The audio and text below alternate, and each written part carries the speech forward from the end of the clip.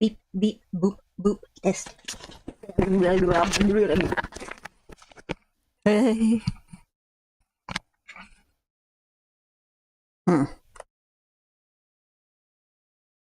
Beep, boop, bop, boop, scoobity boop, scoobity boop.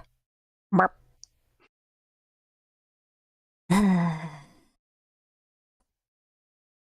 Blurp, blurp, glurp, glurp. Mm. Mm. Mm. Mm. Mm. Mm. Okay.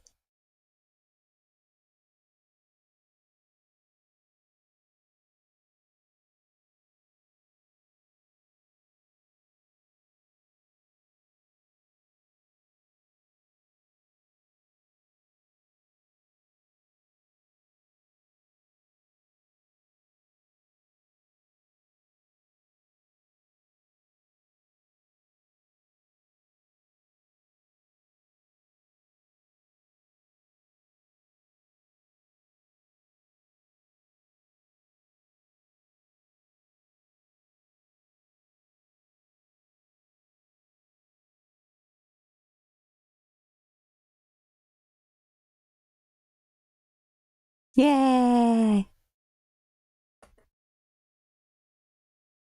Except don't do that, because I need to fix the settings, because this thing is stupid. And every time I use it, it undoes the settings, and then I have to fix it.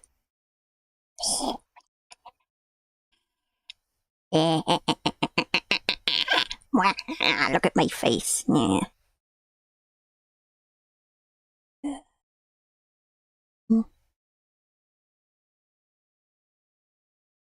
Yeah.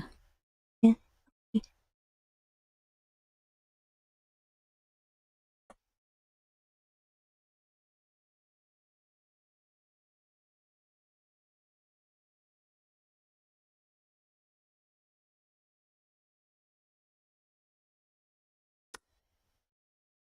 Oh,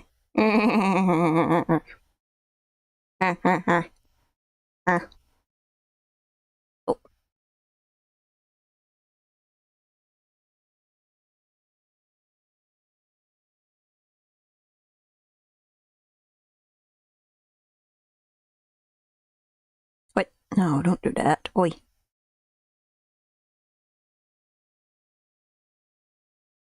No, don't reset everything. What the heck?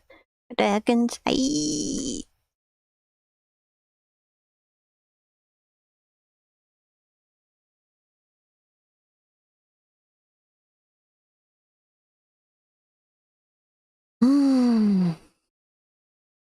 I'm so annoyed with the state of my technology. Okay.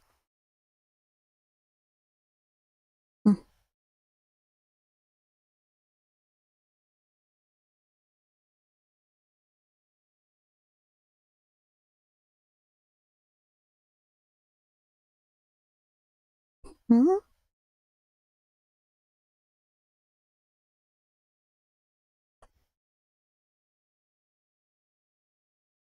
Okay. It'll do. That'll do, pig. That'll do.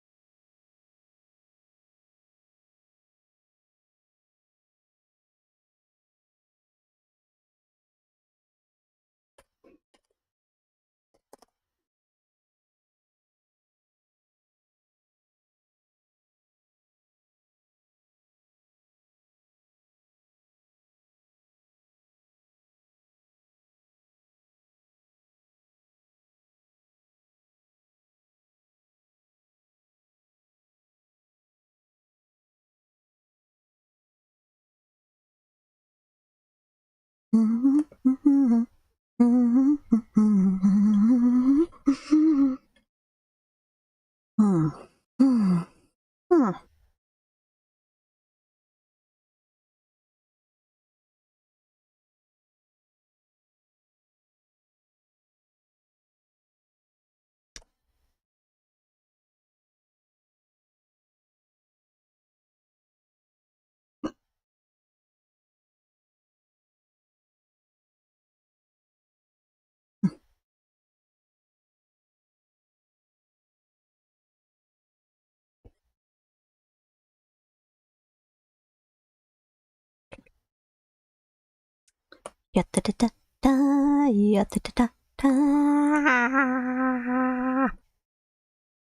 it's BBOR, Black Box Online Radio, coming to you from West Virginia at heart and from around the globe. My guest on the program today is Eddie McNamara. He is the author of Brooklyn Hardcore, but he is a close follower of the Zodiac Killer mystery, and he has some things to share with us. What? Eddie, how are you doing? Hey, man, what's going on? Doing awesome. Thank you for having me.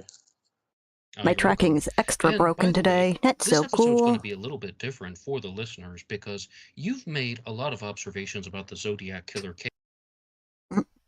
case, but a lot that pertain to the letters. And I haven't had too many guests on the program that have talked about the letters too much here Boy, on Black come on, Box Online hands, Radio. behave. And What? would you like to give us a basic introduction as to how you became curious about the Zodiac Killer mystery and how that led to making these observations? Sure, absolutely. Bruh. So my background is I'm a writer. I wrote a novel. I wrote a cookbook. In fact, my earlier book was on St. Martin's Press, which was Graysmith's publisher. And I was also a police officer prior to that for 7 years in New York. And really, what happened with Come on. Why is everything broken?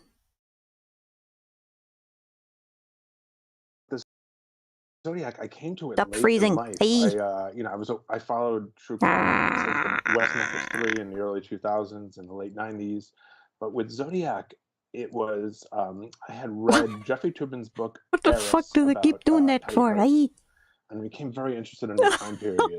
And I happen to be a fan of Jarrett Kobeck, and I read his 2 books during the pandemic. And I then started to seriously, I was a member of the Reddit, the Zodiac Reddit for quite a while, and Can I just have my hands not be flailing around, please? I guess Come on, dipped just my get off toes screen. into researching online, for years. But I then decided I would take it seriously because I found his literary analysis to be absolutely fascinating. As he was trying, he found his suspect Paul Durr through fanzines, and I thought that was such an interesting way of going about it. And I guess I became hooked because then I started reading some of the message boards, and then I bought some books, and I bought Why does it do that? Rodelli's I book, you and like he this. also kind of found his suspect through sort of a cranky letter to the Chronicle, I believe, and then I came upon Thomas Horan's book, and I was fascinated by that because I thought he had such a good editorial eye, and he was able to notice inconsistencies, and I don't necessarily agree with his conclusions, but I think he's asking the right questions. And I think when he's talking about the letters and when he's talking about the crossover between the letters and the police report and certain repetition of phrases, it got me really interested. And phrases. It got me really interested, and that was his ping, not mine. I guess I sort of finished my novel, and I was waiting for my edits, and I just spent a lot of time on Zodiac boards at that point, and I've been at it maybe, I don't know, 2 years now, and it's something that's super fascinating to me. Okay, yes, and for the audience, the Zodiac Killer was not only a serial killer, he was also someone who took credit for his crimes and bragged about them to not only the police but also to the media, bragging about them to law enforcement by making phone calls. And then after the crimes took place, the Zodiac would mail in letters and cryptograms. And the books that Eddie has been talking about are How to Find Zodiac by Jared Kobach, as well as Motor Spirit. That's another one that's Zodiac related. In the Shadow of Mount Diablo by Mike Rodelli, and The Myth of the Zodiac Why is it Killer like this? by Help Thomas me! Henry Horan. And Thomas Horan's book talks a Damn lot it! about I just how want to do. there I just should want be to throw things in the horns, man. Zodiac Killer letters that the real killer should not have known. But for Eddie, you're the guest on the show. What are some observations that you made about the letters? Well, I guess I think we should start with the big one, right? Let's start with Come on, the come on, 78 model. letter, and I think Be good. the 78 Okay. I'm back Toski letter, and I think if somebody see now I'm a newcomer to this, so I've only been into this for a while, so I don't have a lot of time invested. So as I was able to read the files, and I see no less than 3 references in the FBI file to Dave Toski being a Zodiac letter writer, it colors my vision as how I perceive the case compared to someone who had spent, say, 30 years on Boy, this. why does it freeze and like sees that? Toski Come on. as a hero. I sort of see evidence in the FBI file, and the chain of this information Guys, comes from Chief look. Gain of the San Francisco Police Department to the head, 69 special comments. agent in charge of San Francisco. Nice. To the director of the FBI. So the chain of information is very high. It comes at the highest level. And again, I'm a former police officer, so this is fascinating that this comes from top people and the information is passed along. I don't know how it can be ignored. And then in the letter itself, Toski, who, if there was a profile, and some of his coworkers, I think it was Jack O'Shea, said that yeah, Toski would be the kind of guy to do this. He's great at getting himself in the paper, but he's useless as a detective. And I don't agree with that second part whatsoever. But O'Shea said that. And so, now you have, my mind is blown very early on into this thing. My mind is blown that the lead investigator is a possible Zodiac letter writer, and believed to be a Zodiac letter writer by his own department and the FBI. Oh, hell yeah. And then we know he is fucking Dave Tuschke, possibly writing fake Zodiac Killer letters so he can continue to investigate the Zodiac Killer. a letter hoaxer from the Amistad Maupin letters. He did admit to, so he's an admitted letter hoaxer. But did he really? It is a mystery. And it's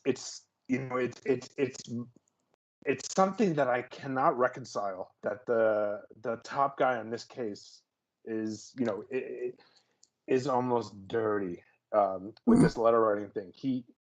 But don't get me started about Graysmith. We're talking about not very good investigators. This accusation, this is tampering with evidence. This is creating evidence. This is inserting himself into the case. This is really, really off the reservation for a police officer to be behaving this way in his investigation. As and he's a decorated homicide investigator. He's a sharp investigator, but it's really, this is unforgivable, really, as far as I'm concerned. So this colors the entire case for me.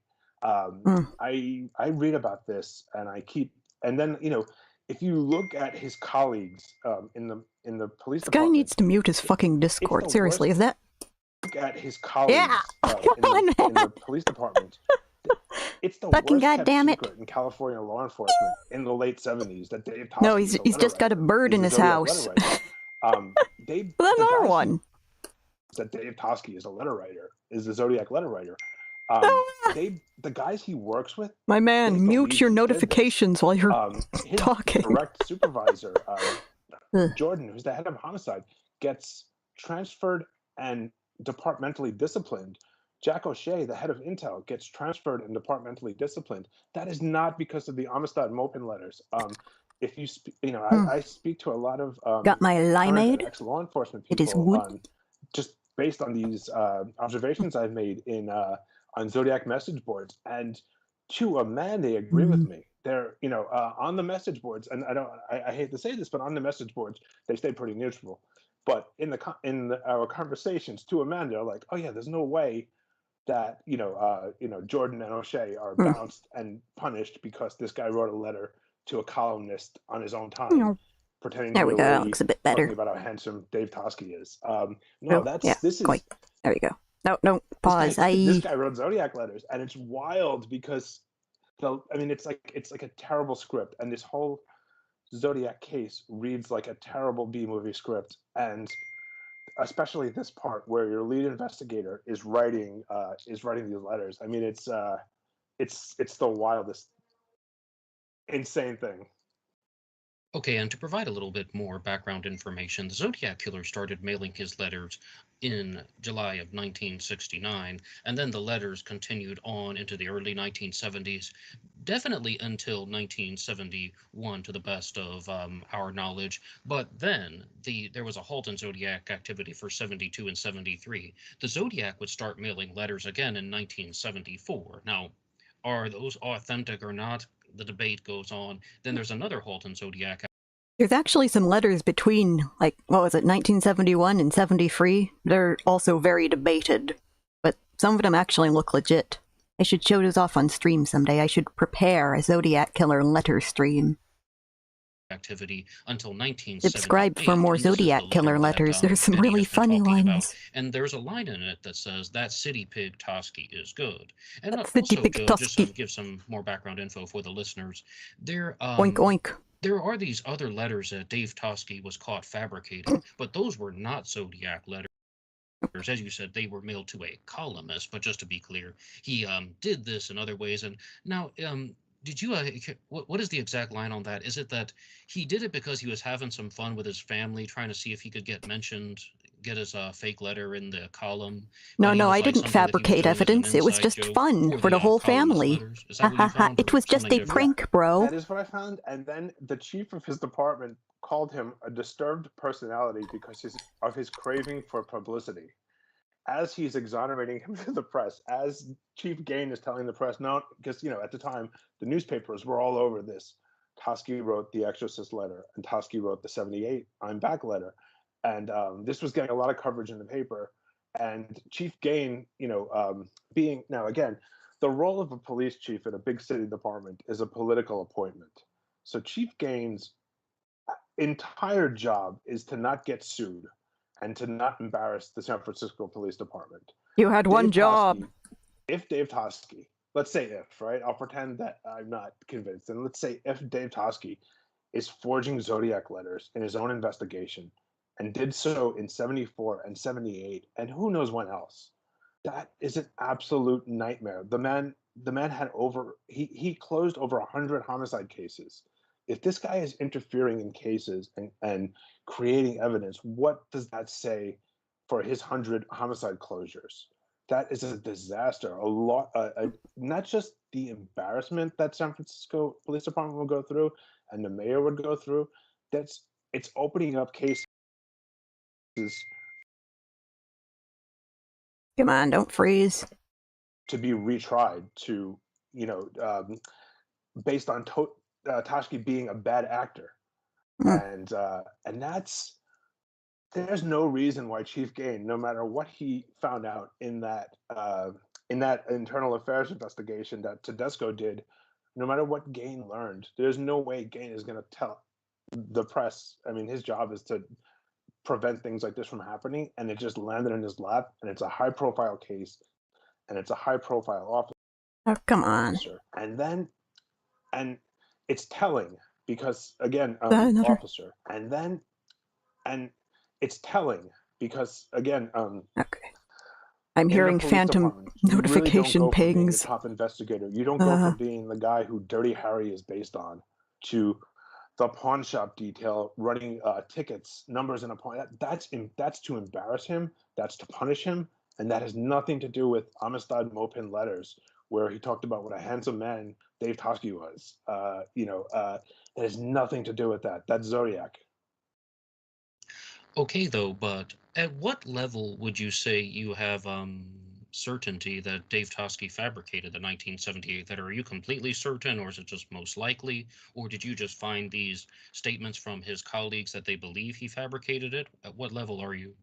I would say most. Before he says anything, I'm going to say there's this evidence sheet released by the FBI that says, like, there was DNA collected from the 1978 letters, or at least from one of them, and they supposedly used that to confirm it wasn't legit. Or maybe they were like, oh good, we have DNA, but then they were also like, oh wait, this is bullshit, this is a fake letter.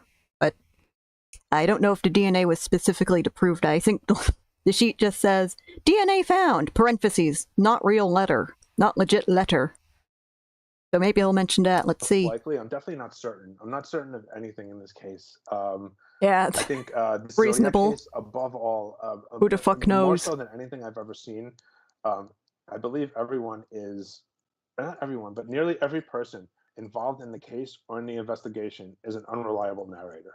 Mm-hmm. And it's very difficult to sort of discern what's actually true, and there's very little information given. But I am not certain, but most likely Toschi was involved in this letter.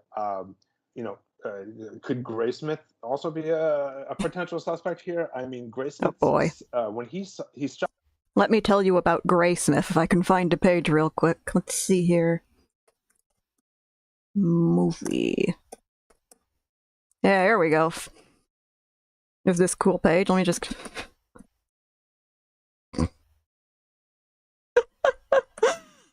Here. Let me just say, this sums up my feelings on Graysmith. Cartoonist Robert Graysmith is shocked to learn that his fellow Chronicle employees referred to him as Reactor. He's a contentious figure, let's just say that. Shopping a book in 1978, right? He's shopping it to Henry Holt. And it's the original version of his Zodiac book that came out in 86. So he's shopping this book in 78, and he also solves the Zodiac cipher. No, he doesn't.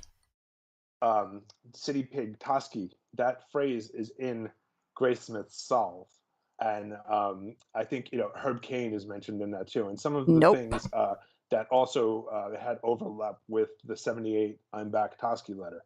So whether it's Toschi acting as a lone individual or Toschi and Graysmith, I'm not sure. But that letter. I mean, the San Francisco Police Department on the that DNA report that Tom Voigt got from Lieutenant Bruton, that says that it says that the 78 letter is not an authentic Zodiac letter, even though it had the best DNA. This is going to be. I think we're going to have fun with this. Yeah, the DNA.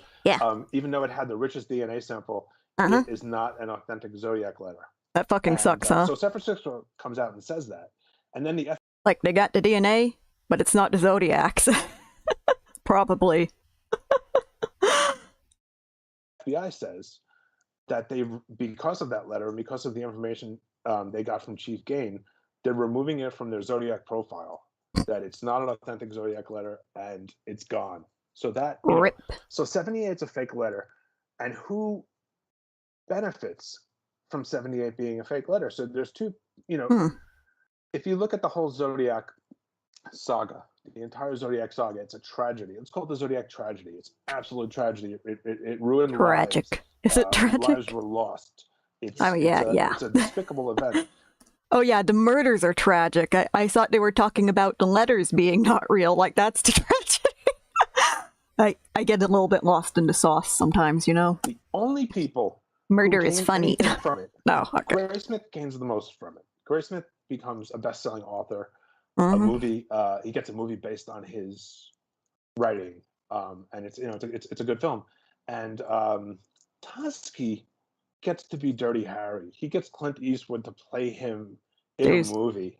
And if this is a disturbed personality with ego problems and a need for publicity, it doesn't get much bigger than sort of the biggest star of the 70s playing you in a movie. So who besides them benefited from, besides Graysmith and Toschi benefited from Zodiac? No one, no one I can see. No one else. Everyone. No one looks good in this, and no one has a happy ending really. So uh, that's it is a fake letter, and who would benefit from the fake letter? But I would say, like, do I think Robert Graysmith wrote the letter? No, probably not. Do I think Toschi wrote the letter? Likely. Hmm. Okay, but you asked a question. Who benefits from this 1978 Zodiac letter? And I think there's one person that you did not mention, and that is the Zodiac killer himself, being brought back into the limelight, the spotlight, and everything. And there are people out there who genuinely believe that the 1978 letter is authentic. One of them is, of course, Richard Grinnell of ZodiacCiphers.com. He talks about it all the time. And what is your message to people who think that the 1978 letter is authentic? Yeah, I think Richard Grinnell is fantastic, and I think his the entire lead up to the 1978 letter being authentic. I agree with him. I'm totally on board with him about with similarities between that and the Melvin Belli letter, and I'm with Grinnell until his conclusion that the 78 letter is. I mean, how many experts were there? I think there were 4 experts who examined the 78 letter when it was in play, right? Who was it? It was Prouty. It was who are the other ones? There were 4. I have it down somewhere. The There only were name that comes to mind is Alan Keel, who made public comments about it, or semi-public comments about it. well, yeah, Keel was the DNA, but the question document people. It was the post. Sherwood Morrill said he thought it was a Zodiac letter, but Prouty, the guy from the post office, they absolutely did not believe that this was a Zodiac letter, and they believed that it was in fact traced. They believed it was uh, yeah. So John Shimoda also thought it was, and they both and Robert Prouty of the document examiners at the time. Morrill, who was retired at the time, thought it did count. Alan Keel brings up another great point about from the crime lab. If a DNA sample from the 1978 letter matches the 1974 letter, Oh. which is the only in the entire. Oh. If a DNA sample from the 1978 letter matches the 1974 letter. Ah, interesting. Which is the only in the entire Zodiac case. There's not a fingerprint that matches crime scene to crime scene. Mm-hmm. There's not a fingerprint that matches letter to letter. There's not DNA that matches crime scene to crime scene or letter to letter, except the 78 letter that's considered inauthentic by both the FBI and the San Francisco Police Department, and and I don't want to say the Exorcist letter because Rodelli corrected me on a. I would challenge you on that too if you did say that, because I know what you're going to say, so just keep going. Yeah, Rodelli corrected me. He said one of the 74 letters. I said, yeah, it was. Yeah, there's multiple 74 letters. There's like 4 of them. Believed to be the Exorcist letter, and he corrected me on that. So Keel comes to this conclusion that the 78 and one of the 74s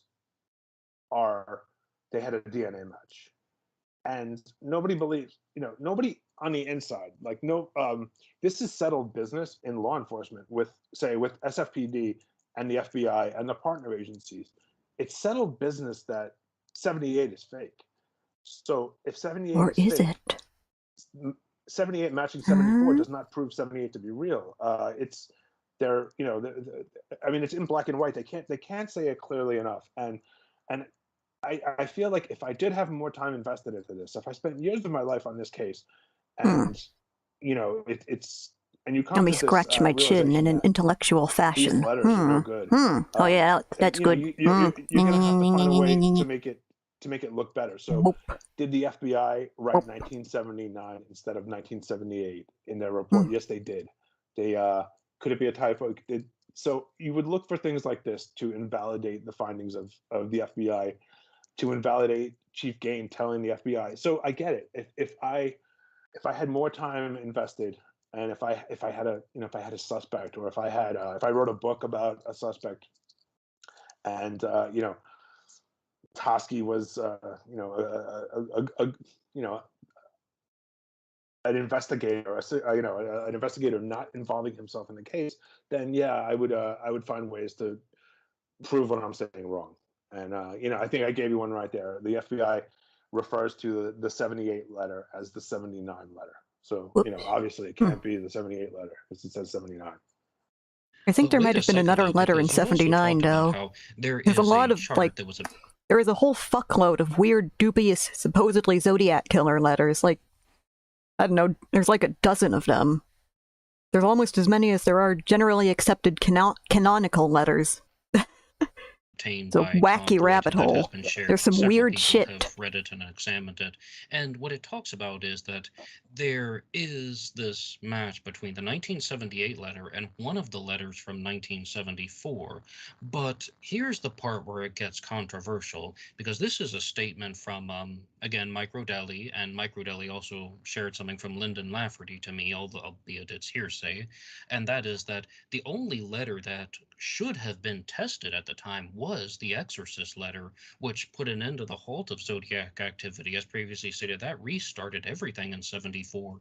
And do you have any more comments about that? Like, do you have any more comments on the process? Did you encounter anything that could provide clarity? Is this statement talking about the 78 letter and the 74 letter having a match, meaning the Exorcist letter? Is that the one in question? I mean, I think it is, and I think that's what it was. I mean, I'm not entirely sure, and if Rodelli has reservations about that, and he did speak, he got the information from Keel, and he's more aware of it firsthand than I am. So if that's if I'm not entirely sure it is the Exorcist letter, but it's something that arrived in 74. Purporting to be a Zodiac letter, and that I steeple my fingers. Come on, track properly. Come on, no. The 78 letter that I'm more doing like and FBI deem inauthentic. I'm slicing my neck. I can't say with slicing my head off. That it's the Exorcist letter. It's just it's so laggy and shitty. Time believed, but I don't know that to be certain. And if and he did correct me on that, so I'm gonna defer to Rodelli. He knows what he's talking about. So. I think with the specificity there, I will defer to him on that. Okay, though, but let's talk about some of the other Zodiac killer letters. When do you think the final authentic Zodiac killer letter was written? I have a feeling that the Melvin Belli letter is either the first fake one or the last real one, and that's a gut feeling. That's because I'm looking at the 78 letter and I'm looking at the Belli letter, and there are overlap between the two. And that's and now after and if you look, and this is very interesting because I got this from Haran's book. You look at the voice in the Zodiac letters prior to the Belli letter. It's a little bit terse. What I noticed about it, that I don't know if anyone is, I mean, maybe people have mentioned it, but Zodiac is very knowledgeable and concerned with police matters and police tactics. The two post-Stein letters prior to the Belli letter he's almost doing an after-action report of what happened in the aftermath. Although that in itself is suspicious to some people. A lot of people think that the Zodiac was, like, in with the police, like, the police force. Like, he was a policeman, or he was involved somehow, and he had access to police reports. And because of that, the Zodiac quote-unquote killer doesn't need to actually be present at the crime scenes and kill anyone. He can just look at the police reports afterwards and then write the letters based on that. Is that the case? Who knows? I mean, there's evidence at the crime scenes that it's pretty clear that there was, someone very Zodiac killer-esque there, And things like the phone calls that were right after the murders. What was it? The second one and the third one, there was a phone call. Yeah. But it's interesting to think about, like, could someone who was not the murderer have written this letter as a hoax? Anyway, of the Stein murder scene.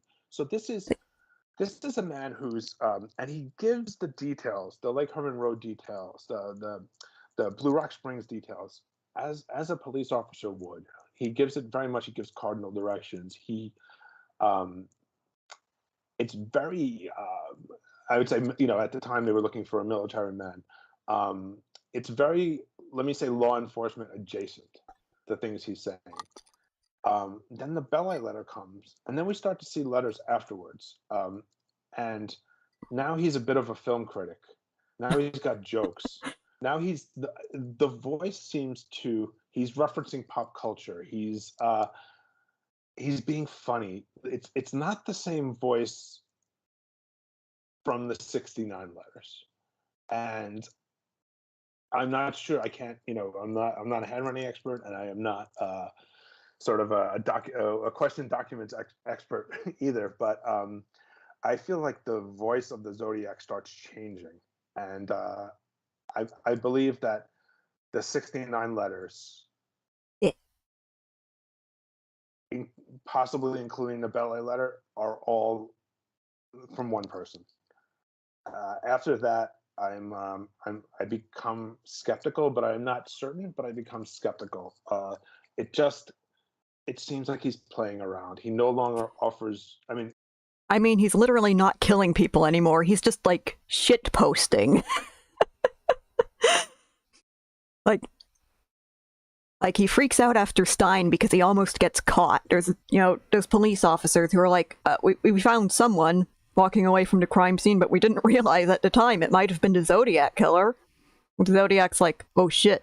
So he writes a letter being like, you guys totally didn't catch me. You walked right by me and you didn't even realize. And then he's just like, I will now kill very secretly and you'll never find out. So in other words, probably he just stopped. But then he just keeps sending letters where he's just like shit posting to law enforcement and newspapers and such, but like, you can't catch me, all these murders I'm totally doing. He keeps inflating the number. In one of the later letters, he just says 100 plus, like, not even bothering to come up with real fake numbers anymore, just like 100 plus. Who knows? I haven't even kept count, man. I've killed 100 people. I stopped counting around 80. Ha ha ha. Obviously, there's no new murders to talk about, so he no longer offers that too. Information about a crime the way someone in law enforcement would. And that's something that was a hallmark of what he did in the 69 letters. Afterwards, it seems that he's a little loosey-goosey, and he becomes a cultural critic in some of the letters. And I don't think that's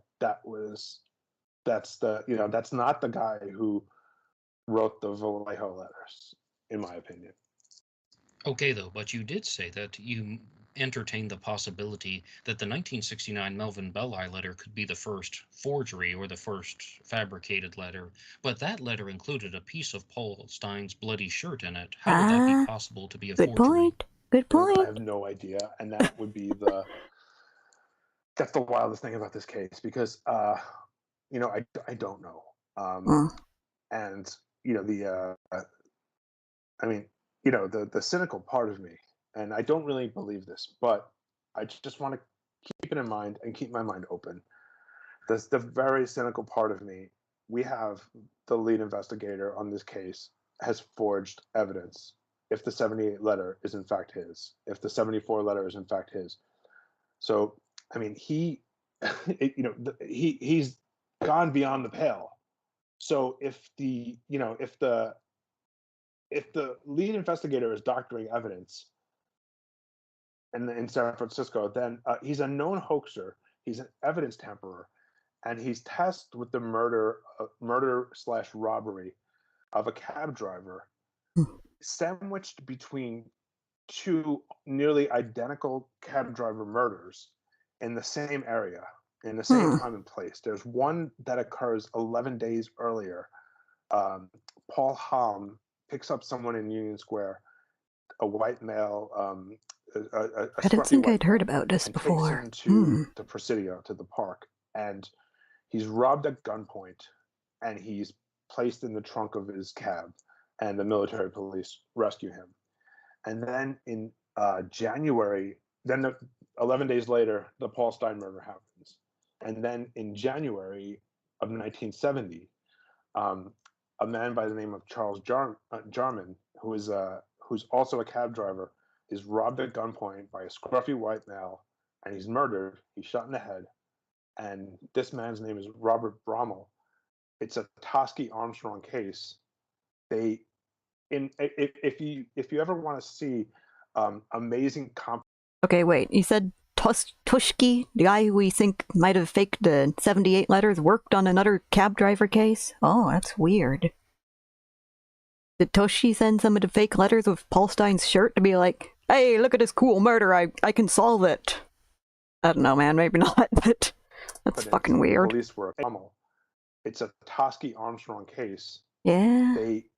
If you ever want to see amazing competence in police work, look into the Robert Brommel murder case of Charles Jarman, the cab driver. Tosky and Armstrong get this guy on DNA evidence from a letter that was in the cabbie's pocket. He has a prior drug arrest in San Francisco in '69. They compare the fingerprint in the lab, and in a day they have a confession from the guy. This is the most impeccable police work. Hey, maybe that's why the Zodiac stopped killing. They caught him. Like that was him. Just never figured out that he did the other murders too. Which is a disaster.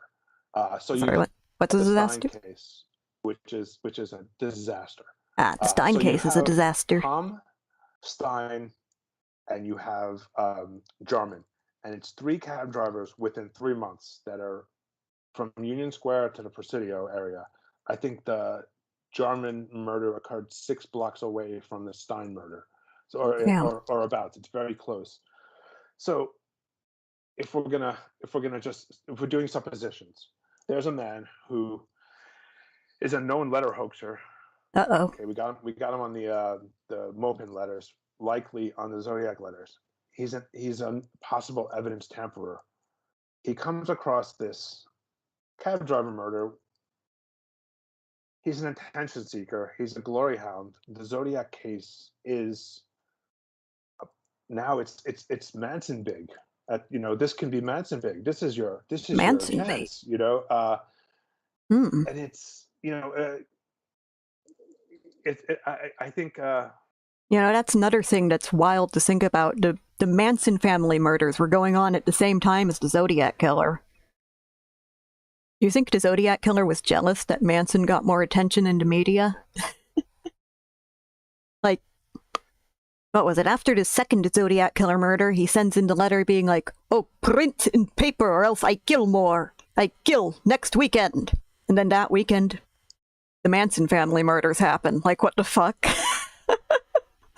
I wonder what the Zodiac killer thought about that sequence of events. Do you think he was like, hey, that's my media attention, you took it, kill, steal, kill, steal? Or do you think he was like, holy shit, they're gonna think I did this?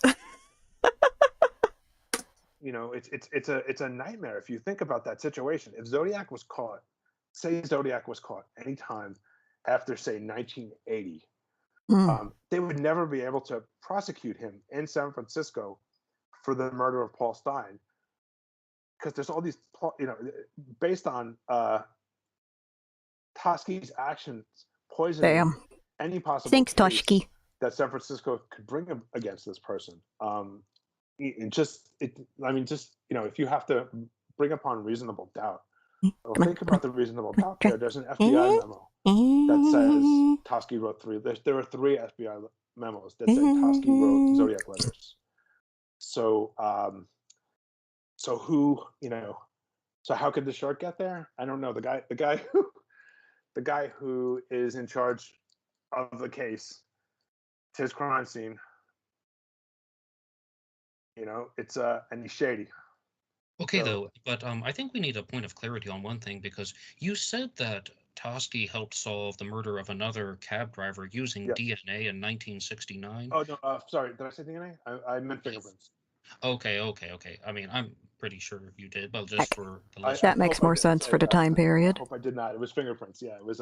He was on file for a drug arrest, and they found a fingerprint on a letter in the. It was an envelope in the cab driver's pocket. Toschi ran it to the crime lab. They matched the print, and they got this guy Robert Brommel, scruffy white guy, scruffy skinny white guy. Sounds a lot like the Paul Hom guy, and they got him in one day, and in one day he confesses, gives the whole thing up. It's and it's in the papers at the time, and interestingly, so when I first started looking at this, I had assumed that Zodiac investigators were looking into these things as well. So I had reached out to associates, and I was like, I'm sure you're tired of talking to people investigating the Zodiac case, but and they're like, I haven't thought about that since 1970, and no one's asked me anything about that since 1970, and Damn. that's I don't want to say too much about that, but No one cares that about Zodiac happens Killer anymore. because their So names are in the sad. paper. There are people whose names are in the paper for both the things I'm going to talk about today, both Lake Herman Road and sort of the Toschi fiasco on Presidio Heights, and no one's really beating down their door. And there's something that I wanted to say this because it resonated with me a lot. Where I think the tagline on the show, on your show, is "Being weird is not a crime." That's right. And I firmly believe that myself. Being weird is not a crime. I think I have like a bumper sticker with that on it. It's a good slogan. And this will make me no friends, but I think a lot of Zodiac investigators are looking for someone who is both dead and weird and harmless in the San Francisco Bay Area. And they're not ringing up killers. They're not emailing killers. I do actually know this. They're not. They're talking to, or investigating. Not talking to. They're investigating. They're gathering information about odd, eccentric men who lived in the Bay Area, who they are giving Zodiac attributes to. Well, this person could have been the letter writer because he wrote fanzines, or this person, knew about, he had a lot of hobbies, or he was eccentric. And I don't think any of those. I think a lot of these guys were just, men who were interested in things. At the time, and may have written letters to the How dare men have hobbies? God forbid men have hobbies like cryptography and serial killing. With some of that, and when I encounter it, I find it distasteful because there are bad actors, hovering around. At least there are murderers, actual murderers, hovering around the Presidio Heights case and the Lake Herman Road case, and that's who it should have been at. Because it sounds like you said some very praiseworthy things about Jared Kobeck at the beginning of this episode, but right now in the middle, it sounds like you just said some very harsh things about his research method and the creation of his two books. Because the person that you were just talking about, I mean, saying about like he found the suspect by the letters to the fanzines, I mean, those were identical statements. And where exactly do you stand on his research method? I think it's fascinating. I think he's a great writer. I think he has a fascinating research method. I don't think Paul Durer has done anything. Paul Durer has never committed a murder that we know of. He has, he's not a criminal. He's not a criminal who acted in the area where these crimes were committed. He was a man who happened to like science fiction and reading and collecting, and and even Kobeck himself has backed off of the Lake Berryessa, the Renaissance Fair executioner costume bit. I really like Kobeck. I think he's fantastic as a writer, and I think has a fantastic way of looking at this case. I don't think his guy is the guy. I think he's an interesting person, and I think the Zodiac letter writer definitely has some overlap as a human being with Paul Doerr, with in terms of interests and in terms of the type of guy he was. But I don't, there's nothing to say that Paul Doerr is the Zodiac killer. Could he be a potential letter writer? I don't know, but he's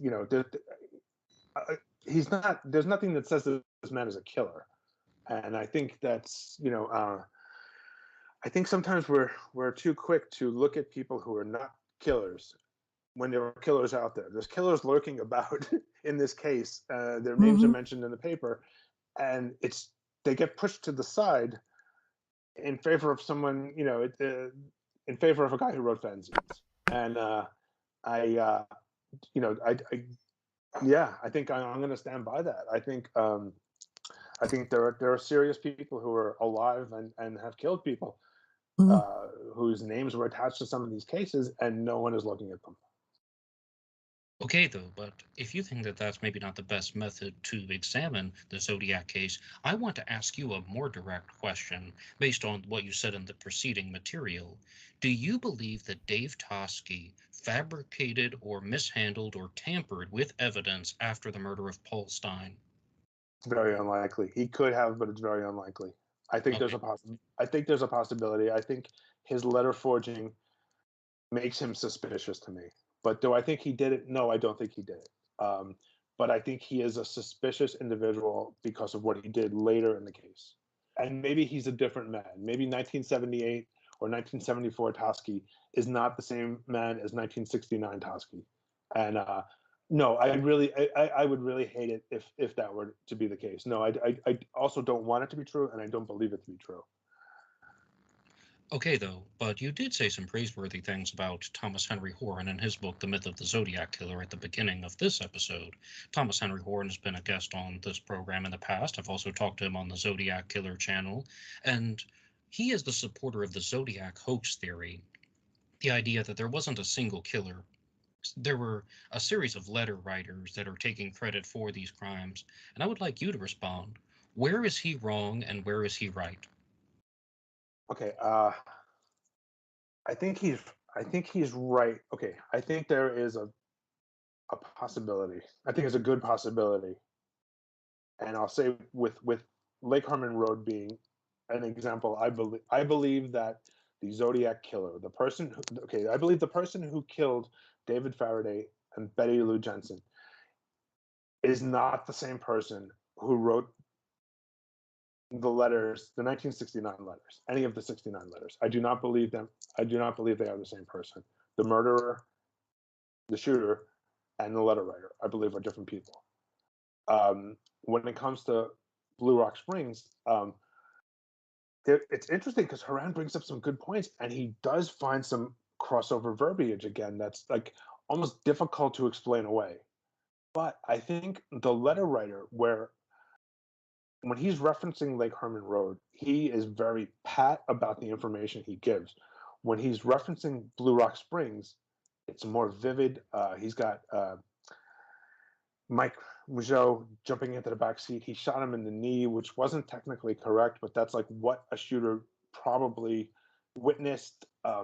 He notes what Darlene was wearing.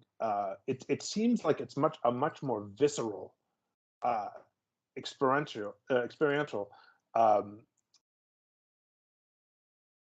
the other one, the Lake Herman Road one, is to me, the Lake Herman Road one is. Do you know when you were a kid and like you copied your friend's homework, and you copied 80% of it exactly the way it was, but you switched a few things around just to to make it appear different. Unfortunately, yes, I know. Yeah, I feel like that's what the letter writer did in reference to Lake Herman Road. Now, why he needs to take credit for Lake Herman Road, I don't know. And what we do know is that the Zodiac letters do not come until after the murder of Darlene Ferrin, which to me means the Darlene Ferrin murder is the important one in this case. But so Haran, I agree with Haran that the letter writer and the Lake Herman Road shooter are not the same person. I think Haran had Hal Snook as a suspect, as a letter Yes. writing suspect. I don't know, but I do believe that the suspect would be someone who has access to police reports from 4 different jurisdictions, from Benicia Police Department, from Vallejo Police Department, from Solano Sheriffs, and from the California Department of Justice. And there are very few people who, in 1969, would have copies of those reports or would have seen those reports and gone from memory. So this person has some kind of connection, has the type of connection that would allow them to see these four reports from 4 separate jurisdictions, which is odd. Mm. But I don't, I can't say that how I don't know how I feel about this House Snook suspect, because there's nothing that tells me that House Snook did it.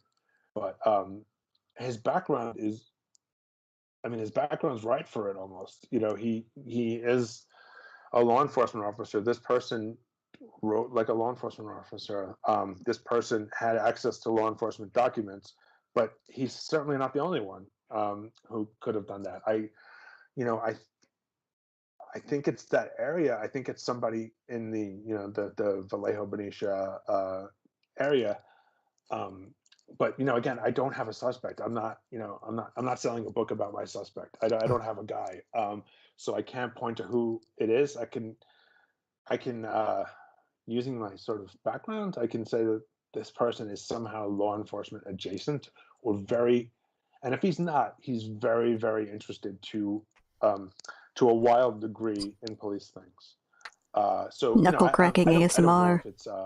if it's this guy or Mm. not, but it's the right kind of guy. And then I think Oh, that was a good one. That was my I don't know thumb. what for Berryessa.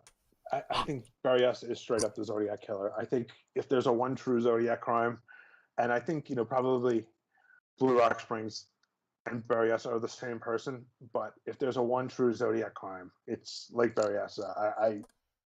The funny thing about Lake Berryessa is that despite being the most Zodiac-ish of all the crimes, with the executioner hood and the writing on the car door and all that, the letters never actually mention it. Like, I would have to double check that, but that, I've seen that fact brought up a lot. Like, you would think the Zodiac killer would brag about his most awesome kill with his cool cosplay and his car door writing and also a phone call. But he never writes a letter about it. Isn't that interesting? Doesn't that make you wonder? Or, maybe he thought that the phone call and the car door were good enough. Shrug. Oh, I'm really broken. Hey, there we go. I don't see that being a park ranger, or he has I think he's got a park ranger or a deputy who is related to the park. I just don't, and I think the world of Haran's his ability to notice when things are off, because it's totally off that someone a trained officer would sort of bag up the crime scene, so allowing no forensic evidence to get out. Besides, I think what the big evidence was the wing walker that was off the beaten path, and the palm print on the phone, in the Napa phone. So sometimes you don't want to say that there's malice when it was just incompetence, and to me That's that also appears to be true. incompetence on the part of law enforcement or uniformed services members of service, and not a conspiracy. I don't see that. And then I don't know what Haran thinks about. I don't know if he's on the taxi robbery thing with the other two, because I think he had someone who was I believe an Arab American. He was a cook or something like that in his book. Yes, Hesham Zayed. And I don't know about that person. Again, I'm looking at what I want to look at when I'm looking at Zodiac is what crimes in these areas have overlap with what's we believe to be a Zodiac crime. and there are two in Presidio Heights that look a lot like Stein, but didn't have the torn shirt and didn't have the letters. But apart from that, there's a tremendous amount of overlap. So much so that I believe it was Captain Lee said that he thought that the Paul Ham robbery was a test run for Zodiac because there was so much overlap. And in 1970, the Charles Jarman murder by Robert Brommel was considered a Zodiac-linked case. Armstrong dispelled that. Armstrong actually dispelled that probably before having a suspect and probably before doing much of an investigation. I think he was asked about it, and he was like, "I don't think it is, but it could be." He tried to dispel it, and then hedged his bet on that. It was a newspaper reporter asked him a question, and so I'm much more interested in actual crimes happening in the same time and place that could be linked to the Zodiac crime than sort of a rogue park ranger or I'm not sure who or this other man that I don't know his I have not looked into that, so that's not my I don't have a knowledge base on Haran's suspect, but I've looked into my guy. Nice Windows Movie Maker, like Maker font. There, right? Oh, there's a lot of stuff. There's like 16 episodes of this. Okay, let's not watch all that on the stream. That'll take too long.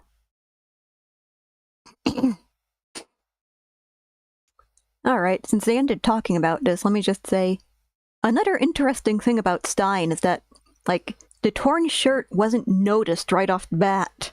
Oh, hello, MS Paint Mouse. It's going alright. Like, my CPU usage is at 100%, but things are not exploding. So anyway, let me tell you about Paul Stein and his shirt. The torn shirt was not noticed at the crime scene. It wasn't noticed until after, like, the first letter was received with a chunk of the shirt. Or at the very least, if it was noticed, it wasn't noted in the police report or the first autopsy reports. But raises the possibility that someone with access to Paul Stein's corpse just went in and took a little bit of shirt for themselves, just skimmed it a little bit off the top. And fussed that the person who sent the Paul Stein letters wasn't the murderer, and it was someone with access to police resources. Except, of course, that the letter came like 2 days after the murder, so anything that would have had to take extra time, like getting access to the body to get the bit of shirt, that makes it less likely. Anyway, alright, since they mentioned the 340 and one of the fake decryptions of it, let's look at the video about the real decryption, huh? Let's see here.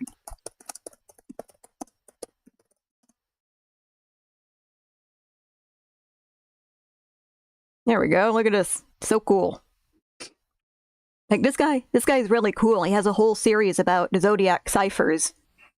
And, like, some of the other oddities surrounding the case. He started this series thinking it would be like, oh man, this is going to take forever to solve the 340. Like, this is going to be a years-long drag. We're gonna have hundreds of videos about it. And then 5 episodes in, they solved it. Yay.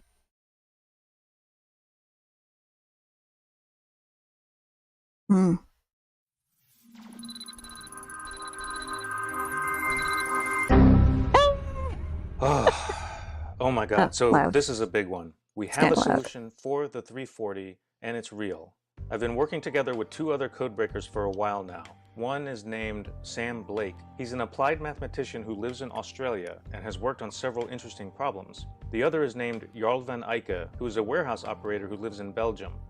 He's also a very gifted programmer and created excellent code-breaking software called AZ Decrypt, which was inspired by his desire to crack the cipher.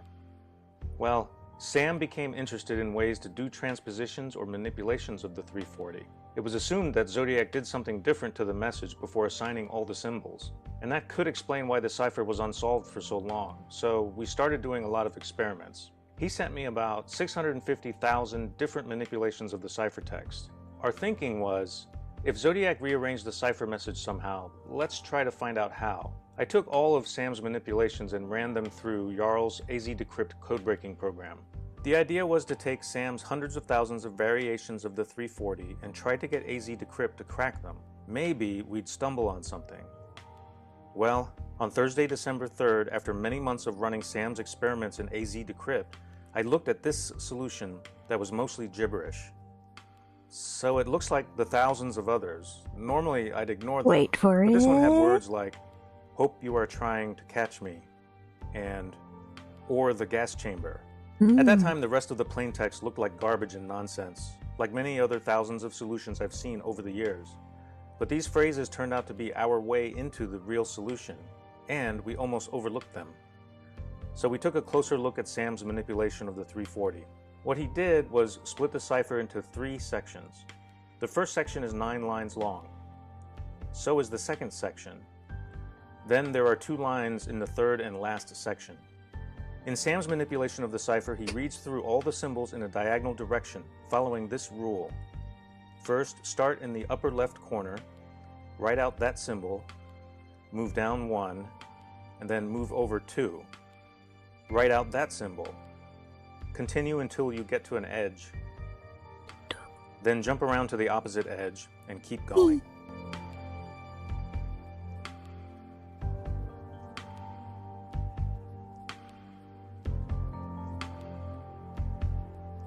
Then you'll have a rewritten cipher that looks like this.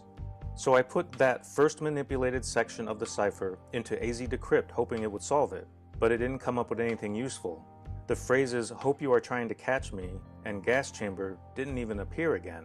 But those phrases came up before, so I plugged those into AZ Decrypt using what's called a crib feature. Basically, you can lock in words at specific positions. Then the solver leaves those words alone while it searches for the rest of the key. So here goes.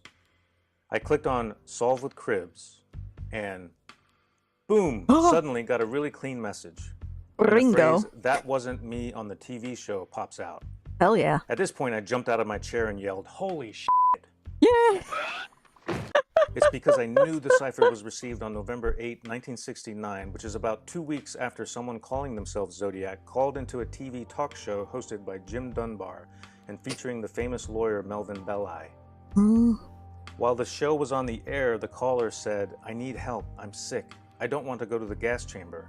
And then we'll come back and I'll give you a my specific ears. answer to this question. On your Audio quality. Huh? I want to kill those kids.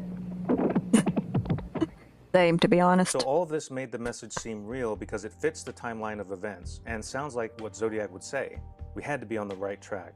Here's the full text AZ Decrypt found. "I hope you are having lots of an in trying to catch me. That wasn't me on the TV show which bringo up a point about me. I am not afraid of the gas chamber because it will send me to pay all CE all the." Now the cipher has 63 different unique symbols throughout, and they all appear in this first section. So that means we now probably have much of the key for the entire cipher, since the key seems to work pretty much fine for the first part. Here's what the key looks like. But what about the second part of the cipher, the next 9 lines? What's the message there? Applying the same key with the same reading direction gives this plain text. It's not quite right, but it does seem to have some real words in it.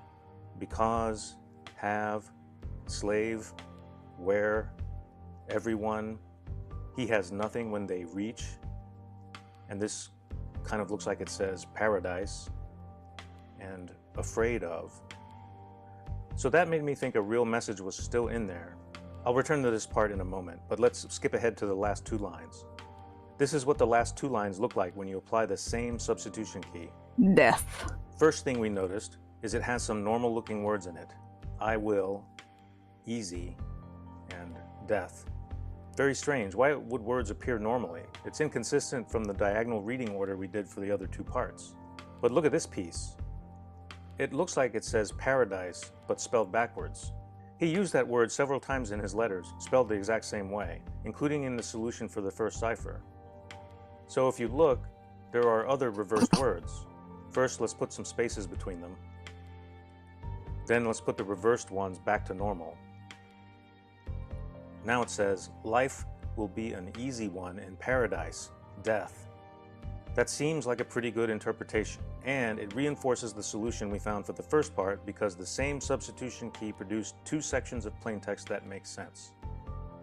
Okay, so that leaves us with the second part. The decryption didn't look quite right yet, and has some recognizable words in it. We thought maybe, since this message seems close, that there was some mistake or error in the transcription or in the encipherment. That is, the rule we are using to read out the message doesn't quite work perfectly because of some mistake Zodiac might have made when he created the cipher. Silly So we Zodiac. decided to look at what corrections need to be made to fix the cipher. The Silly first thing we Zodiac messing up discovered his is that many ciphers. Ha spelling ha ha. mistakes happen on the same line. For example, these words are misspelled. OOW should be now. ENSUGH should be enough. Slaver should be slaves. And FOV should be for. The problem letters are OSVR. They are all on the same line. To fix the spelling, you have to change those letters to NOSR. But notice that NOSR is on the same line, but is shifted one position to the left. I sent this observation to Jarl, and he discovered if you shift this entire section to the right and move the H from the end to the beginning, it fixes the spelling of many words. We also noticed how life is appears in the clear, up in the upper right corner. Jarl also discovered that if you ignore this section when applying the diagonal reading rule, the message in this part is even more clear. So, now we go through the reading rule like this.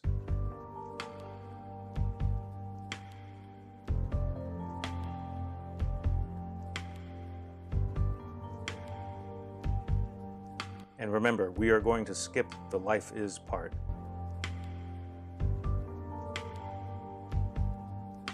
And here's the resulting message. And with some minor corrections, we finally have this. Sooner, because I now have enough slaves to work for me where everyone else has nothing when they reach paradise. So they are afraid of death. I am not afraid because I know that mine knew. Jarl supposed that Zodiac may have intended for the extra words life is to be placed at the end of the message, so it reads, I am not afraid because I know that my new life is. So now when we combined all three parts, the final message looks like this. I hope you are having lots of fun in trying to catch me. That wasn't me on the TV show, which brings up a point about me. I am not afraid of the gas chamber because it will send me to paradise all the sooner because I now have enough slaves to work for me, where everyone else has nothing when they reach paradise, so they are afraid of death. I am not afraid because I know that my new life will be an easy one in paradise, death. Incidentally, where the words paradise and death appear in the solution corresponds to where the Zodiac signature appears in the original ciphertext. The very end doesn't flow quite right yet, but maybe someone can figure out how it's supposed to read. But that is the final message we settled on, and I believe the currently accepted reading is, I know that my new life will be an easy one in paradise, and then life is death, is separate. Life is pain! I hate! Morning of Saturday, December 5th. By the time you see this video, it should be officially confirmed by authorities. Yay! But I invite everyone to do their own confirmation based on the information in this video and send in your comments. So, it's been a very exciting few days. 51 years after it was sent, Zodiac's 340-character cipher has finally been solved. The message doesn't really say a whole lot. It's more of the same attention-seeking junk from Zodiac. We were disappointed that he didn't put any personally identifying information in the message, but we didn't expect him to. Maybe his name really is in the 13-character cipher he sent almost 6 months after the 340. Unfortunately, there is not much hope of confirming any solutions for such a short cipher without getting really lucky and discovering new evidence or finding Zodiac still alive and asking him.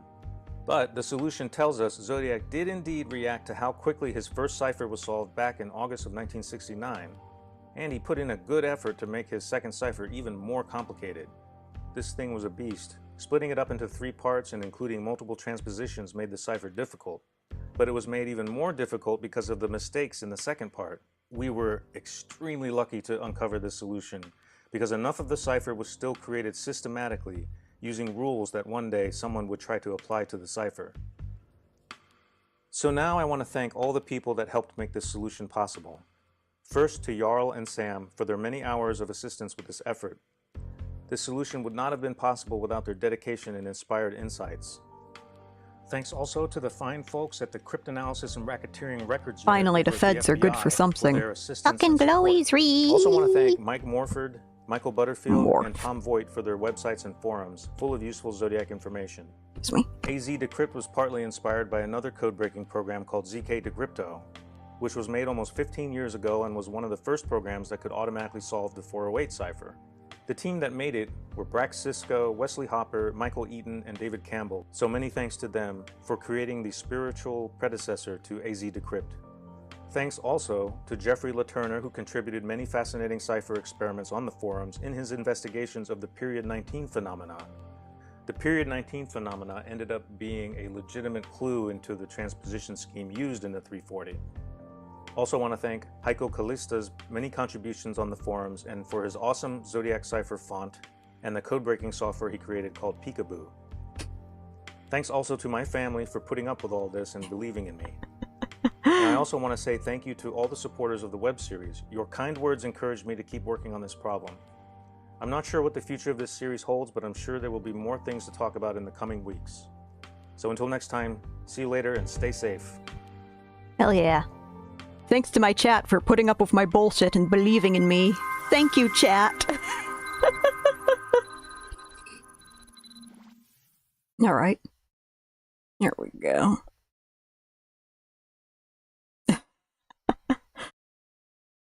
Yeah, that's another interesting thing. Like, a lot of Zodiac letters after the 340 had what looked like hints to what would eventually be discovered to be the 19 skip thing. What the heck did he call it? The transposition, yes. Like, this was written on one of the envelopes and it has the text going diagonally. But I thought maybe that was like a hint that the cipher needs to be read diagonally. There's also one of the letters that had this like weird cattle brand type V-shape symbol written on it that no one has any idea what the hell it's supposed to mean. But it's like, it has like, it has like one little bit on one side of it and two little bits on the other side. So it's like, maybe that means, oh, you go one step in this direction and then two steps in that direction on the grid of the cipher. And, you know, that turns out to be what you need to do. So, was that weird little doodle a hint? Who knows? If I could remember which letter it was, I would look it up. Hang on.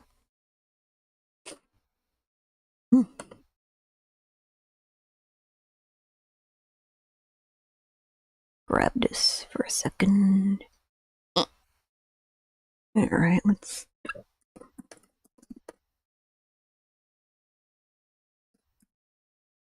let's see here. No, not that one.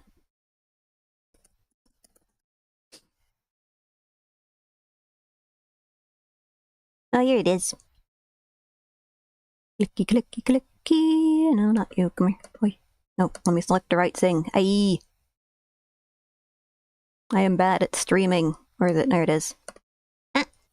Yeah, there it is. This is the Halloween letter that was sent, like, not quite on Halloween, but you know, close enough. And it had this weird symbol. Just like, what the fuck is this? Halloween card. Okay, you don't have a picture of the whole card. Okay. Darn it.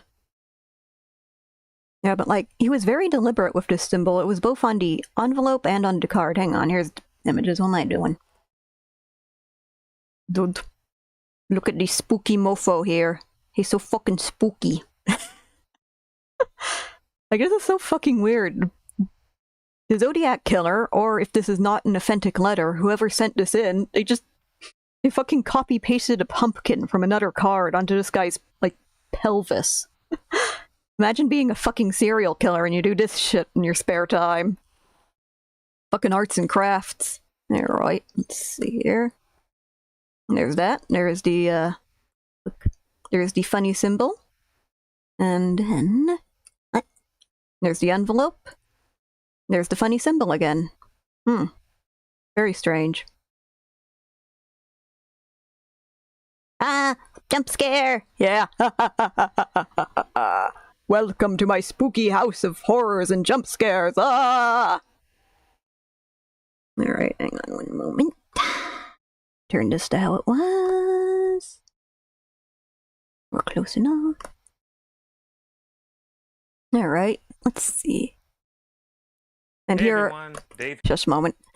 Here, Mr. Oranchak has an older video, the first one in the series, about, hey, it's Graysmith. It's Graysmith's supposed decryption of the 340, and how very wrong it is. This is the Zodiac Killer's famous unsolved 340 character. It's like hilariously bad. In 1986, Robert Graysmith published his blockbuster true crime book about the Zodiac Killer case. He's full of shit. In this book, Graysmith claims that he solved the cipher. He didn't. Did he really solve it? Let's take a closer look.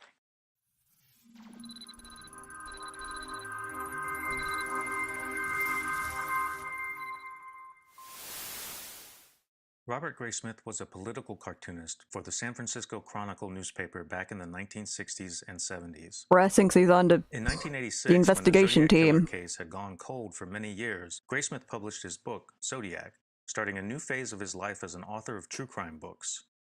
His book was filled with new and fascinating details about the case, and lots of information about his prime suspect. The book was a huge hit and sold over 4 million copies since it was released. In 2007, his book was adapted into the movie Zodiac, directed by David Fincher, starring Jake Gyllenhaal as Robert Graysmith.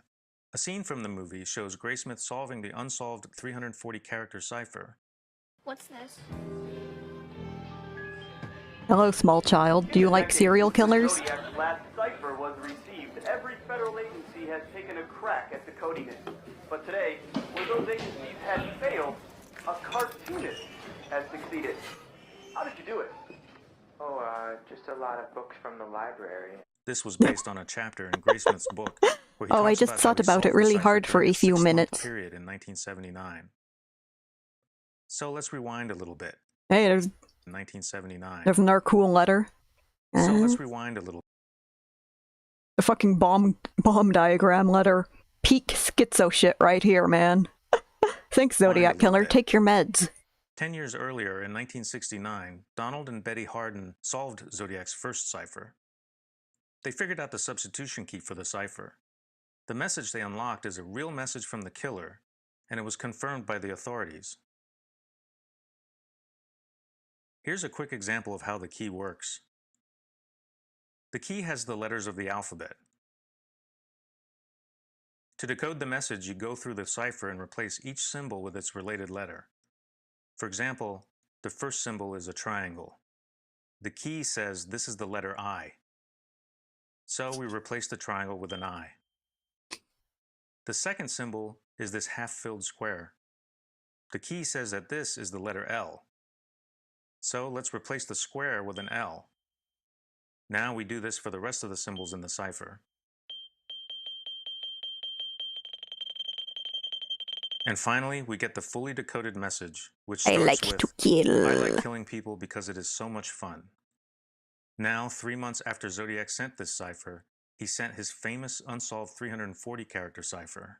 10 years later, in 1979, Graysmith came up with a solution for it. It wasn't shown in the movie, but here's the solution from his book. Herb Cain. I give them hell, too. Blast these lies. Sleuth should see a name below Killer's film, a pills game. The full message sort of makes sense. Not really. The writing style is very strange. It is like fragments instead of full sentences. So, how did Graysmith come up with this message? The Hardins only applied one step to get a message from the first cipher. They used a substitution key. Graysmith got a message from the second cipher using 2 steps. The first step was a substitution key, and the second step was transposition. And that just means he moved the letters around. The book doesn't explain how he moved the letters around. See, that's the key difference here. The actual solution had a transposition, but was, there was a rule behind it. It was fairly, structured, aside from the mistakes and little oddities. But this guy, he just, He quote-unquote translates the cipher, and then he just does whatever the fuck he wants with it until he gets the message he wants. But the FBI files are available, and as it turns out, the FBI did an investigation into an earlier version of Graysmith's solution. An FBI memo from February 15th, 1979 says Graysmith called Roy McKinnon, the special agent in charge at the FBI field office in San Francisco. Graysmith told him he thought he solved the cipher. He submitted his worksheets and asked for a confirmation of his findings. Graysmith's worksheets are in the files. You can find his substitution key there, and his decodings too. Here's what he did. This is his substitution key. He saw the word her at the start of the cipher and thought Zodiac might be referring to Herb Caen, a famous writer for the San Francisco Chronicle. So Graysmith keeps the word her in his substitution. Now let's apply his substitution key to the rest of the cipher.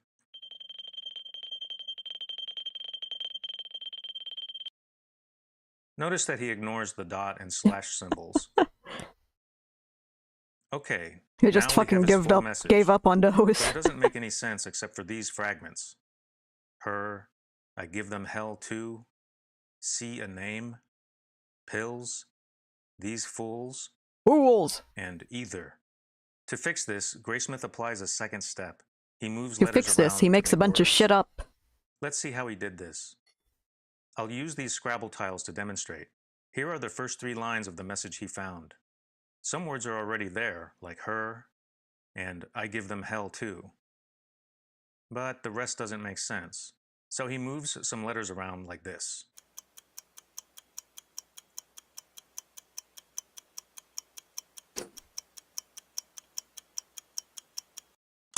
The H doesn't quite fit, so he throws it away. Then to finish this word, he adds an E to spell some. So now it says, Herb Caen, I give them hell too. To deed hell is a clue, he the sum. He the sum. No real pattern Poetry. To the way he moved the letters around. He just moved whichever letters were needed to make real words appear. Let's look at another example in his decoding. Here is another line. This one doesn't have any recognizable words in it. Here's how Graysmith moved letters around to force it to make sense. Now it says parole me cops met, but T and NG still don't make sense. So we added a D for paroled, an O for two, and just threw away the N and G. We don't need those, just throw them out. It says paroled me cops met two. This result makes a little more sense than how it looked at the beginning, but there's a problem. First, let's put these letters back to the way they were. As it turns out, there are other ways to move these letters around to find messages that make sense. This is the best part of David Oranchak's videos. He gets out the Scrabble tiles and he just does funny things with them to show how ridiculous a lot of the claimed decryptions are. Here's one. Okay, now it says, me men go splatter cop, using all of those same letters. He didn't even have to throw out any letters. You can also get pros get a compliment. Or temp to mangle corpse. Complete pong master. Go contemplate sperm. Got replacement mops. Hell yeah. All of those examples perfectly use up those 18 letters and just move them around like Graysmith did. Go contemplate sperm. That is just a small sample. If you use the Internet Anagram server, you'll find about 140,000 more. It's pretty incredible you can find so many words and phrases from just these 18 letters. It's because, if you do the math, there are almost 67 trillion different ways to rearrange the letters. That pretty much guarantees that thousands of words will appear out of nowhere. Therefore, I went to math school. There's no way for Graysmith to know for sure which words are the correct ones, because they can't all be eliminated as possibilities. And he moved letters around on all 20 lines of the message. So every line will have thousands of possible messages. Okay, so Graysmith sent all this to the FBI, but what did they think about it? In the FBI's files for the Zodiac case, we can find their analysis. Here's what they concluded on March 19th, It's full of shit. Throw it out. It is not useful. Just get rid of it. Failure to yield a unique solution. Just get rid of it like he got rid of those letters he couldn't do anything with. Haha. The solution has been forced. Yep. Any random selection of words could be arranged to be as logical as those in the proposed poetic solution. Sense of rightness is completely absent in the proposed solution. So what a sick burn that is. That the solution wasn't right because his method of decoding the cipher can actually make more than one message. But, on the other hand, what if Zodiac really did create his cipher like this, where you have to apply a key and then randomly move letters around?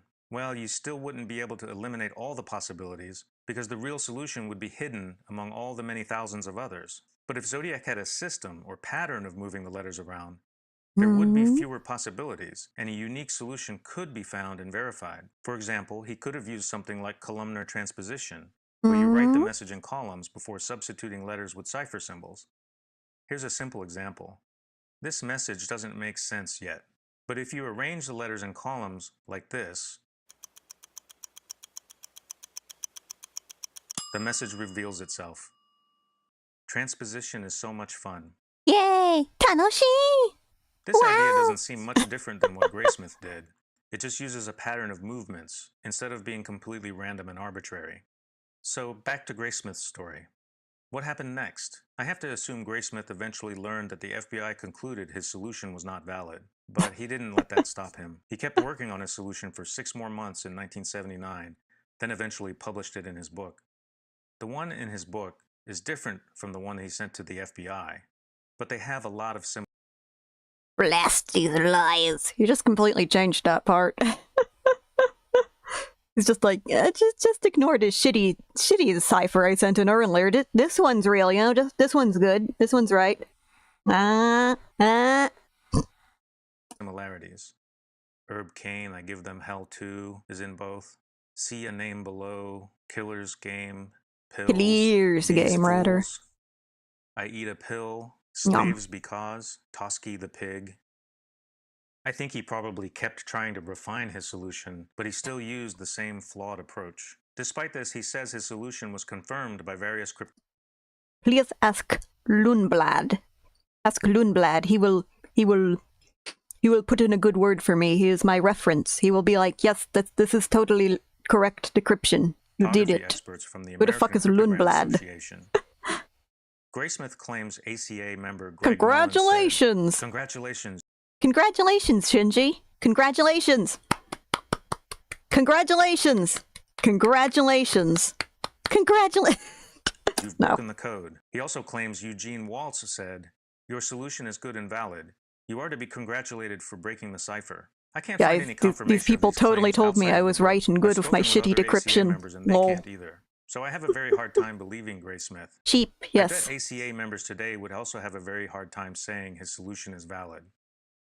So, unfortunately, that's why Graysmith did not close the book on the unsolved 340-character cipher. He's not the only one who's gone down this path. A lot of people will take this cipher, apply a substitution key to it, and then, to make words appear, they'll randomly move letters around until a message pops out. Then they'll send their solutions to the authorities, and then never hear back.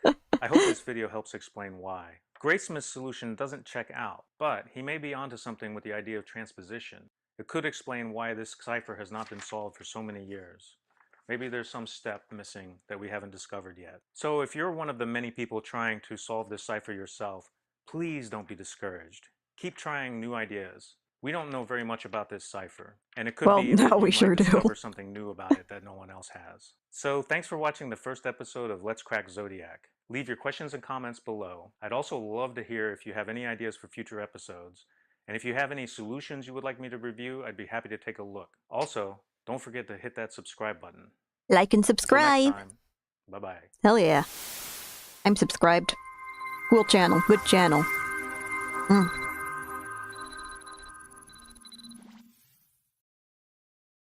Alright. Let's watch. Oh. Yeah, that's right. He had a little ARG going on at the ends of the videos. Congratulations, David. You have broken the cipher. Your solution is good and valid. Finally, someone actually got that message. The Zodiac Killer was a Pong master. Check all ping pong tournaments into relevant times and areas. We got him now, boys!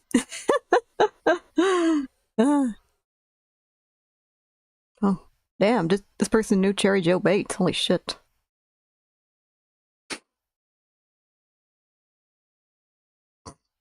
Robert Graysmith. Robert Graysmith. Greg Mellon told me, "Go away, boy, you bother me."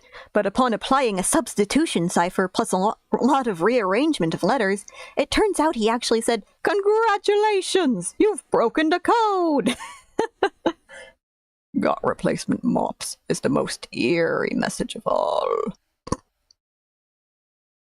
Alright, one more. This is about the earlier attempts to decrypt the message and how they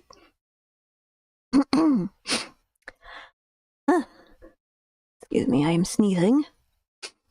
About how they kind of had the 19-step transposition, like the 19-skip transposition, like in their sites. They knew that if you rearranged the text in a certain way, it would increase the text-likeness of the letter distribution. And I just had to figure out exactly quite what to do with it, which turned out to be, breaking up the message. Okay, hang on. Better version of this episode has been uploaded. They just had to figure out exactly how to apply the transposition. Alright. Hi everyone, Dave here. Hey! Zodiac's second cipher is over 50 years old, and no one's been able to solve it yet. Is it because Zodiac wasted everyone's time with a fake cipher or a hoax? Maybe. But today, let's look at some evidence that it just might be hiding a real secret message.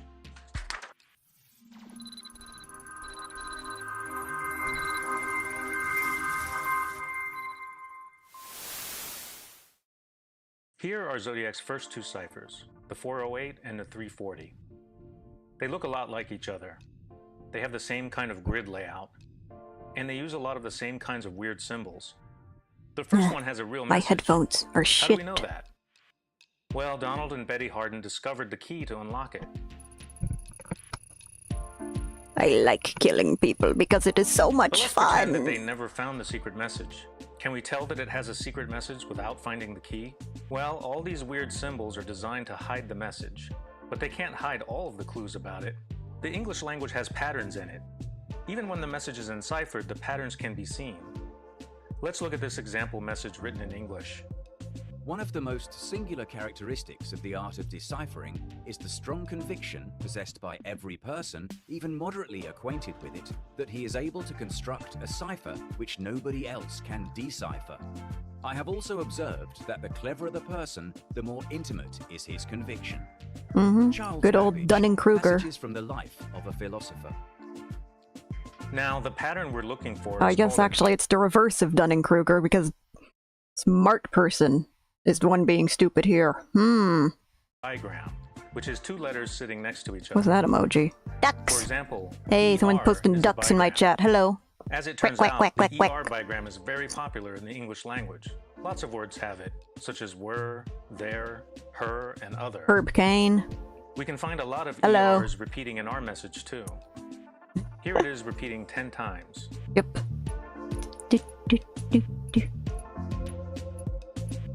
Cleverer. Another popular bigram in English is TH. It also shows up in many words, like the, with, This and that. and that. Let's find it in our message. Looks like it repeats 9 times. Now let's find and add up all the repeating bigrams, not just ER and TH.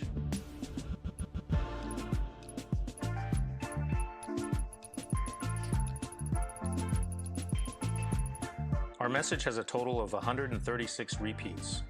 It has a lot of these repeating patterns because our message has a lot of structure and repetition. But what if there's no message? How many repeats do we expect to find? Let's simulate this by creating gibberish. We can do this by randomly I scrambling love our gibberish. message Let's so create it's some no longer gibberish. readable. Gibbity bobbity boop Now bop. let's count all the repeating bigrams again.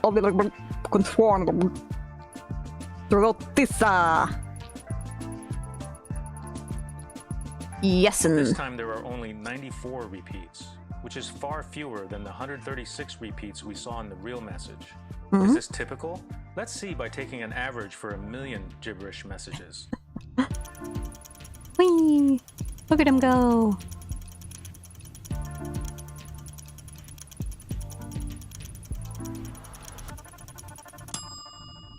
Okay, so the average for lots of gibberish is about 98, which is low compared to the real message.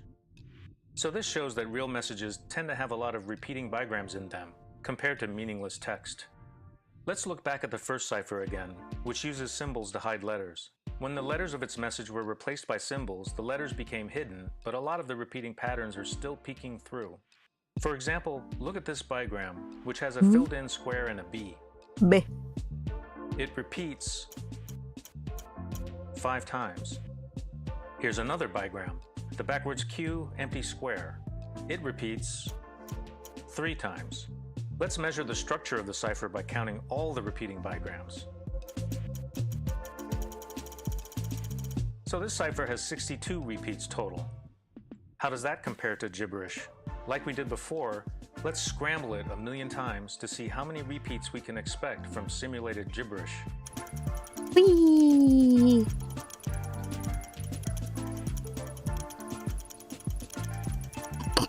Excuse me. The average number of repeats for all million gibberish ciphers is only about 27. This cipher, which we know has a real message, has 62 repeats, but the gibberish ciphers only have 27 on average. That's a pretty big difference. It's a good clue that the cipher has a real message, and the structure of the message is peeking through. In fact, some of those repeating patterns helped the Hardens crack this cipher over 50 years ago. But what about the unsolved 340 character cipher? Does it have structure? From a real message peeking through?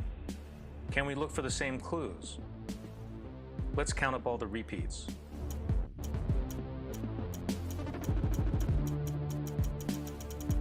This cipher has only 25 repeating bigrams. If there really is no message, hang on one moment. Bigrams... Yeah.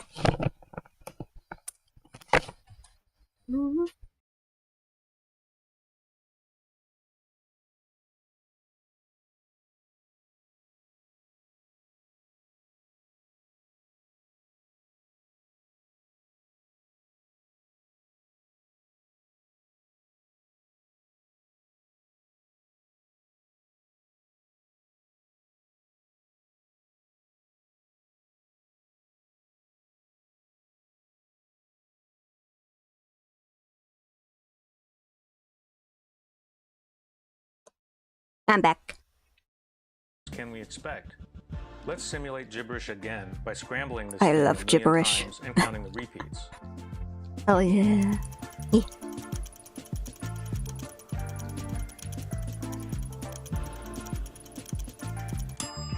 The average is about 20. So for the 340, we have 25 repeats in the cipher versus 20 for gibberish. A small difference. But for the 408, we had 62 repeats in the cipher versus 27 for gibberish. A large difference. So compared to the 408, the 340 doesn't seem to be showing a strong clue that there's a message. That raises an interesting question. How many repeats could we expect to see if it did have a real message? Let's test that by creating a similar cipher that has a real message. Here's a substitution cipher that I made. It has a real message. It's the same size as Zodiac's cipher and has the same numbers of symbols. Since it has a real message, let's see if it has any structure that peeks through by counting the repeating bigrams. So it has 34 repeats. That's a bit more than the 20 we usually see in gibberish, and a little bit more than the 25 we see in the 340. But I didn't stop there. I created over 1,000 more test ciphers because I wanted to see how many repeating patterns they have. Damn, this guy works hard. On average, they have about 35 repeating I wonder bigrams. what that, like, translates to. 95% of these ciphers have more repeating bigrams than Zodiac's cipher. But 5% of them, even though they have real messages, still don't have that many repeating patterns. So if Zodiac's cipher has a real message, why does it only have 25 repeating bigrams? Here are some music is so fucking good. Maybe the message has fewer repeating patterns bust it than down. usual. Yeah. Or maybe there is no message and the cipher is bogus. Or maybe Zodiac made mistakes when he created the cipher, which broke it and made it unsolvable. Or maybe it isn't just a simple substitution cipher and some other steps are needed. Any of those is possible. But let's look at that last possibility, that some other steps are needed. So far, we've been assuming the message will be read normally, from left to right and top to bottom, like this.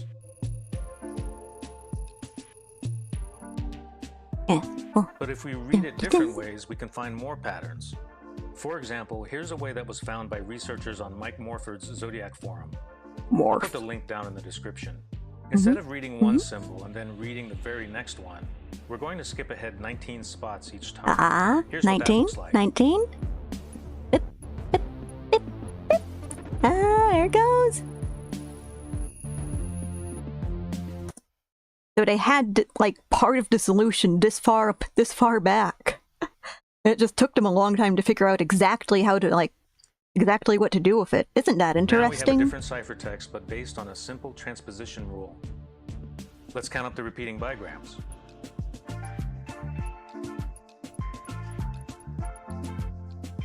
Whoa, now there are 37. Big number. The original cipher had only 25. Maybe this is a sign that some other step is needed to get to the hidden message. But that's not the only example. Here's another way to read the cipher to find a lot of repeating bigrams. First, we read off the odd-numbered columns. Next, we read off the even-numbered columns. Then we use our skip-ahead method again, but with 18 spots instead of 19, which looks like this. That's interesting because I think it gives you kind of a similar rearrangement of characters to the 19 skip itself. Now when we count up the repeating bigrams, we find 44 repeats. And that's also interesting because this isn't the transposition that gives you the solution, but it has a higher repeat number than the real transposition. Isn't that weird? Isn't that wacky? Statistics is fun. Original cipher. Here's yet another simple way to increase the number of repeating bigrams. First, put the rightmost column into the first column. Now read it off by skipping 19 symbols again. Count up the bigrams again. And this one has I like the little clicky noise it makes when he highlights stuff in the cipher. Or are these patterns just happening by chance because we're taking too many liberties with the cipher? It's hard to say for sure. The repeating patterns are very interesting, but none of these rearrangements has led to a solution yet. And at some point, you can just force repeating bigrams to appear. In this worst case example, let's just rearrange all the symbols in order like this.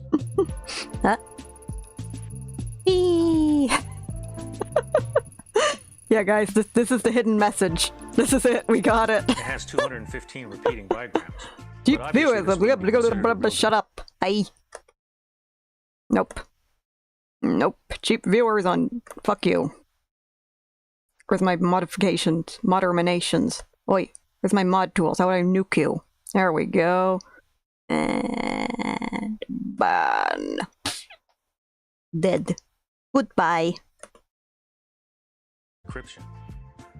So does Zodiac's second cipher have I don't need cheap viewers. I only pay for top-shelf fake viewers. Has it confirmed. But I think if it didn't have a real message in it, we wouldn't see all these repeating patterns that show up when we apply simple transpositions to the ciphertext. So all we can do is keep on trying different ideas.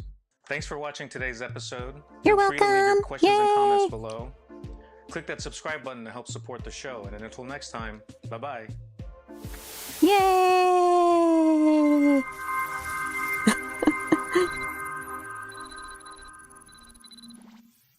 Huh? What's after the video? Huh?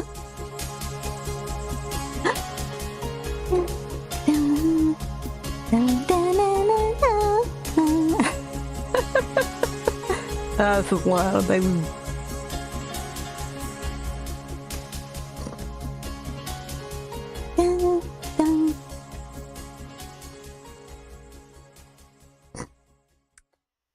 Alright. Well, hey, my computer didn't explode. Yay! That ending musical, yeah. Oh yeah, my computer didn't explode today. That's so cool. Anyway. Oh, spooky, scary skeletons. Let's send ourselves off with some spooky, scary skeletons and some slaves in paradise. Hell yeah. Remember, if you kill your enemies, you get to keep them in paradise as slaves. Alright. Thank you for coming today. I have had fun. I hope you have had fun too. You know, I might stream more after this. Hopefully I will. Thank you for coming. I do not know how to end stream. Goodbye! Yay! There we go. Close that. Yay. The stream quality was great the whole way through. Hell yeah, thanks! Alright, let's see here. I should raid someone. Who's freaking? Who's freaking it? Who is live on the freak zone?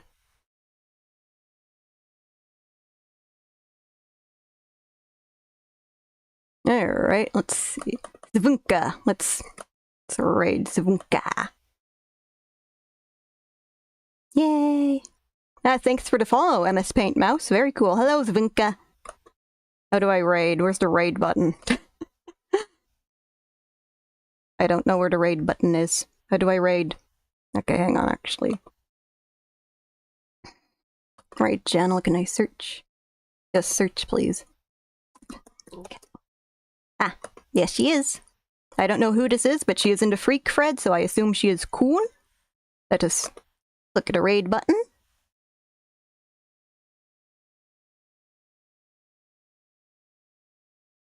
Three, 2, 1. Raid now! Click. Yay! Ah, she's cute.